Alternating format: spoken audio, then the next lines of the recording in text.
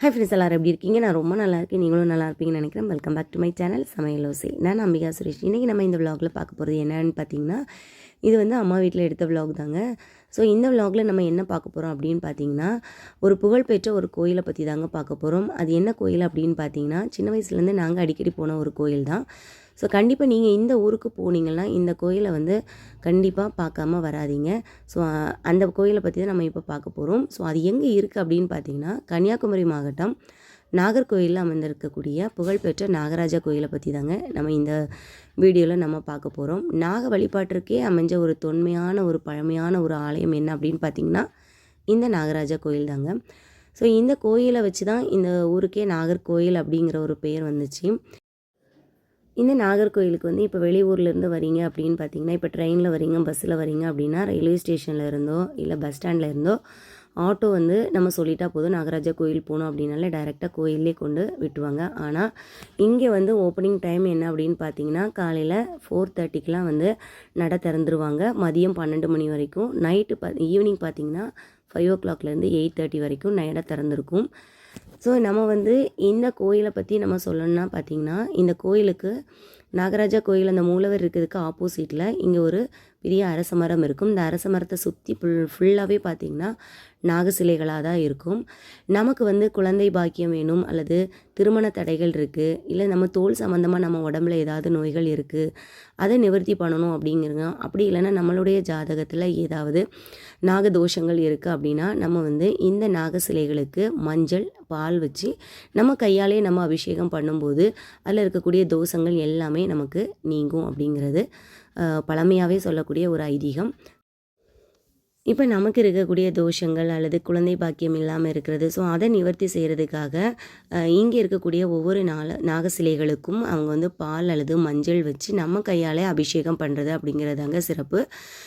So இதில் இருக்கக்கூடிய நாக சிலைகளுக்கு வெளியில் வந்து பால் மஞ்சள் எல்லாமே விற்பாங்க. இல்லைன்னா நம்ம வீட்டில் இருந்து கூட நம்ம கொண்டு வந்து நம்ம கையாலே நம்ம அபிஷேகம் பண்ணி இங்கே அபிஷேகம் பண்ணி முடிச்சதுக்கு அப்புறமா உள்ளே இருக்கக்கூடிய மூலவருக்கு போய் நம்ம பேருக்கு அர்ச்சனை பண்ணிட்டு வந்தாலே நம்மளுடைய தோஷங்கள், நமக்கு வந்து இருக்கக்கூடிய பிரச்சனைகள் எல்லாமே நமக்கு வந்து சரியாகும் அப்படிங்கிறது ஒரு நல்ல ஒரு நம்பிக்கையாட்டு இன்றைக்கு வரைக்கும் மக்கள் வந்து இதை கடைபிடிச்சு வராங்க. அதாவது நம்ம நிறைய கேள்விப்பட்டிருப்போம், காளகஸ்தி அதுக்கப்புறமா நாகேஸ்வரம் இந்த கோயிலுக்கெலாம் போனால் நாகதோஷங்கள் வந்து நீங்கும் அப்படின்னு சொல்லியிருப்பாங்க. அங்கெல்லாம் பார்த்தீங்கன்னா நம்ம வந்து அங்கே வந்து மூலவரை வந்து சிவபெருமானை வந்து நம்ம வந்து வழிபடுவோம். ஆனால் இங்கே வந்து மூலவர் யார் அப்படின்னு பார்த்தீங்கன்னா, நாகராஜாவே இங்கே வந்து மூலவராக இருக்கிறதாங்க இந்த கோயிலோட சிறப்பு அப்படின்னு சொல்லலாம். கன்னியாகுமரி மாவட்டத்திலே ரொம்ப ஃபேமஸாக சொல்லக்கூடிய ஒரு கோயில் என்ன அப்படின்னு பார்த்தீங்கன்னா, கன்னியாகுமரி பகவதி அம்மன் கோயில் தான். ஸோ அதுக்கு அடுத்தால சொல்லக்கூடிய ஒரு புகழ்பெற்ற கோயில் என்ன அப்படின்னு பார்த்தீங்கன்னா, இந்த நாகராஜா கோயில் தான். இந்த நாகராஜா கோயிலில் இருக்கக்கூடிய மூலவர் பார்த்தீங்கன்னா 5 தலையுடன் சுயம்புவாக வந்து அவர் வந்து எழுந்தரில் இருக்கார். அதுதான் இந்த கோயிலுக்கு இருக்கக்கூடிய ஒரு சிறப்பு அம்சம். அதே மாதிரி இந்த கருவறையில் அவர் இருக்கிற பார்த்தீங்கன்னா கூரை வேயப்பட்ட, அதாவது ஓலை கூரையால் வேயப்பட்ட இடம் தான் அவருக்கு வந்து கருவறையாட்டி இன்னைக்கு வரைக்கும் அங்கே இருக்குது.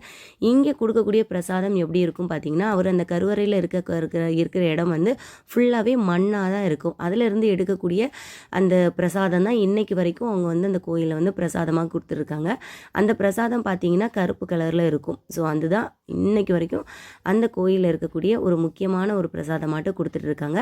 இதுதான் இந்த கோயிலுக்கு, அதாவது நாகராஜா மூலவருக்கு போகக்கூடிய ஒரு வழின்னு சொல்லலாம். இதுலேருந்து நேராக நம்ம போனீங்கன்னா நேராக வந்து நம்ம வந்து மூலவரை தரிசனம் பண்ணிட்டோம். அதுக்கப்புறமா சுற்றி இருக்கக்கூடிய சுவாமிகளை நம்ம தரிசனம் பண்ணலாம். நம்ம மூலவரை தரிசனம் பண்ணிவிட்டு அப்படியே பக்கத்தில் பார்த்திங்கன்னா சிவபெருமான் வந்து சின்ன சுயம்பு லிங்கத்தில் இருப்பாங்க. அப்படியே சுற்றி வந்தோன்னா அந்த மூலவர் சன்னதி இருக்கும் பாருங்கள், அந்த கூரை வேயப்பட்ட இடம் இருக்குது பாருங்கள், அதை சுற்றி வந்து நம்ம வந்து பார்க்குறதுக்கு ஃபுல்லாகவே அங்கே மணலாக தான் இருக்கும். பார்க்கும்போதே மேலே வந்து அந்த கூரை ஏன் வேயப்பட்டிருக்காங்க அப்படின்னு பார்த்தீங்கன்னா, நாகங்கள் அங்கே தங்கி இருக்குது அப்படின்னு சொல்கிறாங்க. ஸோ அதனால தான் ஃபுல்லாகவே அந்த காலத்துலேருந்து இன்றைக்கு வரைக்கும் அந்த இடம் மட்டும் கூரை தான் வேயப்பட்டு இருப்பாங்க. ஒவ்வொரு வருஷமும் ஆவணி மாதம் அந்த கூரையை வந்து வேறு யாரும் வேய மாட்டாங்க. அங்கே இருக்கக்கூடிய குருக்கள் மட்டும்தான் அதை வந்து வேய்வாங்க அப்படின்னு சொல்கிறாங்க. ஸோ வந்து அப்படியே அதை பார்த்துட்டு அதுக்கப்புறமா சுற்றி இந்த பக்கமாக வந்தீங்கன்னா இங்கே வந்து அனந்த கிருஷ்ணர், அப்புறமா வந்து தர்மசாஸ்தா, துர்க்கை அம்மன், பாலமுருகன் சன்னதி எல்லாமே இருக்குது. அன்னைக்கு வந்து பார்த்திங்கன்னா பொங்கல் முடிஞ்சு 3வது நாள் காணும் பொங்கல் அன்னைக்கு தான். ஸோ அன்னைக்கு வந்து நாங்கள் வந்து ஆக்சுவலாக அந்த கோயிலுக்கு வரணுன்னே நாங்கள் வரல. நாங்கள் வந்தது வேறு ஒரு விஷயமா தான் வந்திருந்தோம். சரி வரும்போது வந்து நான் ஆல்ரெடி 2 டைம்ஸ் நான் வந்து நாகர்கோயிலுக்கு வரும்போது இங்கே வரணும்னு நினச்சி என்னால் வரவே முடியாமல் ஆயிடுச்சு. இந்த டைம் நான் வந்து நினைக்க கூட இல்லை. ஆனால் உண்மையில் வரக்கூடிய ஒரு பாக்கியம் எனக்கு கிடச்சிது. ஸோ வந்து இந்த நம்ம கையால் வந்து பால் வாங்கி மஞ்சள் வச்சு கும்பிடணும் அப்படிங்கிற ஒரு ஆசீர்வாதம் எனக்கு கிடச்சனால இந்த வாட்டி வந்து நான் வந்து பண்ணினேன். எனக்கு வந்து உண்மையாகவே ரொம்ப சந்தோஷமாக இருந்துச்சு. அப்படியே சாமி தரிசனம் பண்ணிவிட்டு இந்த பக்கம் வந்திங்கன்னா ஒரு பெரிய தெப்பக்குளம் இருக்கும். இங்கே வந்து எப்போவுமே நிறைய மீன் இருக்கும். அப்போவே வந்து பொரி எல்லாமே போடுவாங்க. இப்போ கொஞ்சம் மெயின்டைன் பண்ணாமல் வச்சுருக்காங்க. பட் என்னன்னு நமக்கு தெரியல. இந்த கோயில் பார்த்திங்கன்னா நான் சொன்னது மாதிரி காலையில் வந்து 4:30க்கு தான் 4:30க்கெலாம் ஓப்பன் பண்ணிடுவாங்க. மதியம் 12 மணி வரைக்கும் டெய்லியுமே இதான் டைமிங்கு. ஈவினிங் பார்த்திங்கன்னா 5 o'clockலேருந்து 8 o'clock வரைக்கும் தான். ஆனால் வந்து இந்த கோயிலில் விசேஷமான ஒரு நாள் என்ன அப்படின்னு பார்த்திங்கன்னா ஞாயிற்றுக்கிழமை. வாரத்தில் இந்த ஞாயிற்றுக்கிழமைங்கிறது ரொம்ப விசேஷமாக இருக்கும். அன்றைக்கி வந்து ரொம்பவே கூட்டமாக இருக்கும்.